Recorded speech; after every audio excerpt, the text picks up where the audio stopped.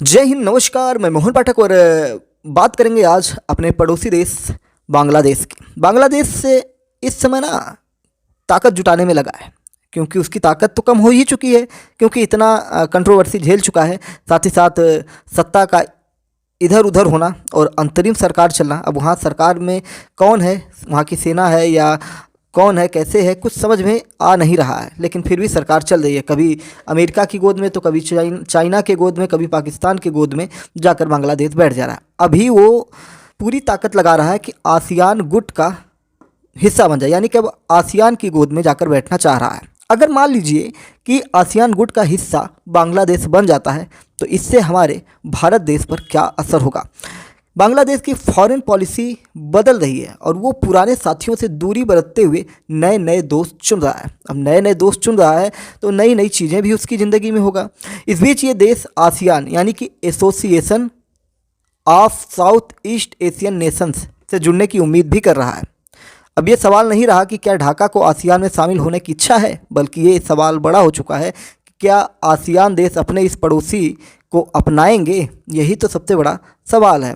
इन सारी चीज़ों को लेकर अगर मन में सवाल बन रहे हैं कि क्या इसको फ़ायदा होगा, क्या नुकसान होगा, तो फ़ायदा कितना होगा, कितना नुकसान होगा, इस पर तो हम डिटेल में आज एनालिसिस कर ही देंगे। चलिए आपको आगे की कड़ी में ले चलते हैं कि किस प्रकार से इसका क्या होने वाला है। आपको बता दें कि बांग्लादेश में शेख हसीना के तख्ता पलट के बाद फिलहाल वहाँ पे अंतरिम सरकार चल रही है। वो अपनी विदेश नीति तेज़ी से बदल रही है। उसके रवैये में पुराने साथियों के लिए ठंडापन और जबकि दक्षिण पूर्वी एशियाई देशों से लगाव जुड़ाव दिख रहा है। प्रेम बरस रहा है, इस समय प्रेम बरसा रहे हैं। ये चर्चा है कि ढाका आसियान देशों का समूह ज्वाइन कर सकता है। आसियान और बांग्लादेश के इसके हिस्सा बनने से बहुत कुछ बदलेगा। आसियान दक्षिण पूर्वी एशियाई देशों का एक गुट है जिसका मकसद आपस में मेल जोल रखना और व्यापार को बढ़ावा देना है। इसमें Brunei, Cambodia, Laos, Malaysia, Myanmar, Philippines, Singapore, Thailand और वियतनाम जैसे देश शामिल हैं। भौगोलिक स्थिति के अलावा धार्मिक आधार पर भी ये देश आपस में जुड़े हुए हैं, यानी कि इनका धर्म, इनका भौगोलिक जो बनावट है, उन सारी चीज़ों को देखा जाए तो इनमें काफ़ी सिमिलरिटी है, समानता दिखाई देती है। क्योंकि ज़्यादातर देश मुस्लिम बहुल देश हैं, सभी इस्लामिक राष्ट्रों में से आते हैं। पिछले कुछ समय से बांग्लादेश भी इसमें दिलचस्पी दिखा रहा है, लेकिन फिलहाल तक समूह ने ऐसा कोई संकेत नहीं दिया कि वो अपने गुट में नए सदस्य को जोड़ ले। वैसे आसियान देश कोई सैन्य समूह तो है नहीं, बल्कि इनका बड़ा फोकस व्यापार और कूटनीति पर रहा है। यही वजह है कि ये देश सीधे किसी पचड़े में नहीं फंसते। दिलचस्प बात यह है कि ये समूह सारी बड़ी ताकतों से बना कर रखता आता है। जैसे इंडोनेशिया भले ही मुस्लिम देश हो और फिलिस्तीन का भी समर्थन करे, लेकिन कूटनीतिक तौर पर वो अमेरिका से बैर नहीं लेगा। इधर एक ही समूह के होने के बाद भी ब्रुनोई, कंबोडिया और लाओस चीन के ज़्यादा करीब रहे। कुल जमा ये बात है कि व्यापार में जो भी फायदा देगा देश उसके साथ चलेंगे। भाई जहाँ फ़ायदा मिलेगा वहाँ लोग जाएंगे, जहाँ फ़ायदा नहीं होगा वहाँ नहीं जाएंगे। नुकसान कोई नहीं करवाने वाला आज के समय में। कुछ समय पहले बांग्लादेश के अंतरिम सलाहकार मोहम्मद यूनिस ने आसियान ज्वाइन करने के लिए मलेशिया और इंडोनेशिया से मदद भी ली। Australian institute of international affairs की एक रिपोर्ट आई। उस रिपोर्ट में लिखा है कि यूनुस ने अपने देश को सार्क और आसियान देशों के बीच एक कड़ी की तरह पेश किया। बता दें कि सार्क दक्षिण एशियाई देशों का गुट है जिसमें बांग्लादेश को मिलाकर 8 देश हैं। भारत भी इसका हिस्सा है। आसियान अब तक यूरोप के बाहर सबसे बड़ा क्षेत्रीय गुट है जिसका मार्केट 680 मिलियन लोगों से बना है। बांग्लादेश के लिए ये बहुत बड़ा मौका हो सकता है, जिसके 100 से भी कम सालों में 2 बार बंटवारे का दर्द झेला और अब राजनीतिक रूप से भी अस्थिर है। आसियान के लगभग सारे ही देश अपने इकोनॉमिक स्ट्रक्चर को बदलकर पैसा कमा रहे हैं। जैसे वियतनाम को ही ले लें तो इलेक्ट्रॉनिक्स के लिए मैन्युफैक्चरिंग हब बन चुका है। ढाका के सपने भी बड़े हैं, लेकिन वो तब तक पूरे नहीं होंगे जब तक कि वो लोकल समूह का हिस्सा न बन जाए। इसके साथ ही क्षेत्रीय बाजार पर उसे ड्यूटी फ्री एक्सेस मिलेगा। आसियान को भी इससे कम फायदे नहीं। भौगोलिक तौर पर वो उस जगह स्थित है जहां से वो कई देशों के लिए बफर का काम करता है। साथ ही बंगाल की खाड़ी का एक्सेस भी उस तक है। इससे समूह के बाकी देश भारत के साथ आसानी से जुड़ सकते हैं। इसके अलावा ढाका की 65% से ज़्यादा आबादी 35 साल की उम्र के नीचे भी है। क्या बांग्लादेश को इससे फ़ायदा होगा या नुकसान होगा?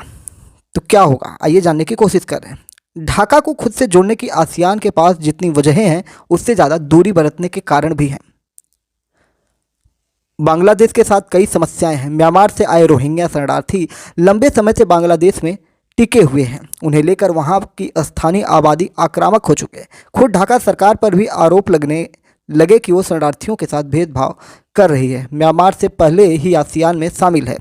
म्यांमार पहले से ही आसियान में शामिल है, ऐसे में उसका विरोध बाकियों के लिए मायने रखेगा। बीते कुछ महीनों में भारत के साथ भी ढाका के रिश्ते बदले हैं। ये भी बड़ा फैक्टर है जो आसियान के मन में डर ला सकता है कि कहीं नए सदस्य को जोड़ना उसकी शांति न भंग कर दे। आसियान मूल रूप से दक्षिण पूर्व एशिया के देशों का संगठन है और बांग्लादेश को पारंपरिक रूप से दक्षिण एशिया का हिस्सा माना जाता है। आसियान अपने सदस्यों के बीच सांस्कृतिक, ऐतिहासिक और आर्थिक एकता पर जोर देता है। ढाका इस मामले में अलग पड़ जाता है। इसके अलावा ये देश पहले से ही सार्क का सदस्य रहा और आसियान देश इसे अलग संगठन की तरह देखते हैं। आसियान में वैसे भी नए सदस्यों को जोड़ने के तरीके काफ़ी धीमे रहे। 90 के दशक में आखिर में एक साथ 3 देश इसमें शामिल हुए थे, जिसके बाद से कोई नया मेंबर नहीं बना। म्यांमार के साथ तनाव होने की वजह से भी आसियान रुका रहा। हम पहले से ही एक ईस्ट पॉलिसी पर काम करते हुए आसियान से रिश्ते मजबूत करने की कोशिश में हैं। ऐसे में बांग्लादेश भी अगर इस समूह से जुड़ जाए तो भारत के लिए बाजार बढ़ेगा। हालांकि इसका अलग असर भी हो सकता है। एक और सदस्य बढ़ने से आसियान और मजबूत हो सकता है, जिसके सार्क कमज़ोर भी हो जाएगा, यानी कि सार्क के कमज़ोर होने की बात हो सकती है। खासकर अभी जैसे हालात हैं, ढाका वैसे भी भारत से कूटनीतिक दूरी बरतते हुए चीन के करीब दिख रहा है। ऐसे में ढाका के पास ज़्यादा ताकत आना भारत के लिए अलार्मिंग हो सकता है। और जैसे कि इनके द्वारा 7 सिस्टर्स को लेकर चाइना में कुछ बातें बोल देना कि 7 सिस्टर का जो समुद्री इलाका है वो भारत का नहीं, वो हम बांग्लादेश का है, भारत से मतलब ये सारी चीज़ें बोल देना और फिर उसके बाद ये चाहना कि भारत से रिश्ते अच्छे बन जाएं, तो इतना आसान नहीं है। सब मिला जुला के आसियान गुट का हिस्सा अगर बांग्लादेश बनता है तो उससे भारत को बहुत ज़्यादा नुकसान तो नहीं होने वाला है, ना ही भारत को कोई बांग्लादेश असर कर सकता है। बस यही है कि एक दुनिया में अलग नज़रिया बनेगा और सब मिला जुला कर बांग्लादेश को एक दिन भारत के सामने ही आना है, भारत के साथ ही चलना है। अगर ऐसा नहीं हुआ तो बांग्लादेश पर चाइना का कब्जा हो जाएगा। जैसे आप देख रहे हैं कि पाकिस्तान पर धीरे धीरे चाइना ने अपना इतना ऋण दे दिया, इतनी लोन दे दिया है, इतना पैसे दे दिया है कि पाकिस्तान चाह कर भी चाइना से दूर नहीं हो पाता है। तो बांग्लादेश का भी यही हाल होगा।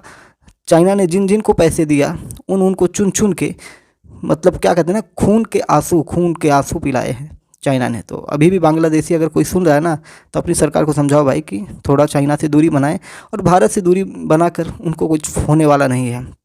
ठीक है। पिछले दिनों आपने देखा होगा कि एक आइलैंड को लेकर कैसे उठा पटक मची थी एक पड़ोसी देश से, नाम नहीं लूँगा, और प्रधानमंत्री नरेंद्र मोदी जाते हैं और कुर्सी लगाकर बैठ जाते हैं, फिर उसके बाद इकॉनमी वहाँ की चल पड़ती है। तो ये सारी चीज़ें हैं, तो समझना पड़ेगा कि भारत इस समय बहुत मजबूत स्थिति में और भारत से बनाकर चलना ही एक बेहतरीन तरीका होने वाला है। चैनल पर नए हो तो MPS हिंदी को सब्सक्राइब करके daily current affairs, news analysis के लिए हमारे साथ जुड़ सकते हैं। साथ ही साथ वनडे एग्जाम्स की अगर आप तैयारी करना चाहते हैं, प्रिपरेशन करना चाहते हैं, तो हमारे MPS हिंदी इसी चैनल पर प्लेलिस्ट में आप जाइए, वहाँ पे जियोग्राफी और पॉलिटी के लेक्चर्स आना शुरू हो चुके हैं। 2-2, 3-3 लेक्चर आ चुके हैं। भविष्य में और भी रोज़ाना लेक्चर उस पर आएंगे ही, और ऑडियो लेक्चर है, लेक्चर के माध्यम से आप सुनेंगे। आपको पता ही होगा कि आज के समय में सबके पास इतना टाइम नहीं है कि वो हर चीज़ मोबाइल में देखें या पढ़ें, कॉपी किताब लेके हर कोई कहीं व्यस्त है। तो लेक्चर के माध्यम से हम उसको बना रहे हैं। आप अपने कान में ईयरबड्स लगा लीजिए, ईयरफोन लगा लीजिए और फिर अपना काम करते रहिए और सारी चीज़ें रिकॉल करते रहिए, पढ़ते रहिए, जिससे आपको बहुत ही लाभ होने वाला है आपकी परीक्षा में। चैनल पर नए हैं तो फिर से याद दिला दूँ, चैनल को सब्सक्राइब करिए, अपने दोस्तों में शेयर करिए, अपने विचारों को कमेंट बॉक्स में बताइए। जय नमस्कार, भारत माता की जय।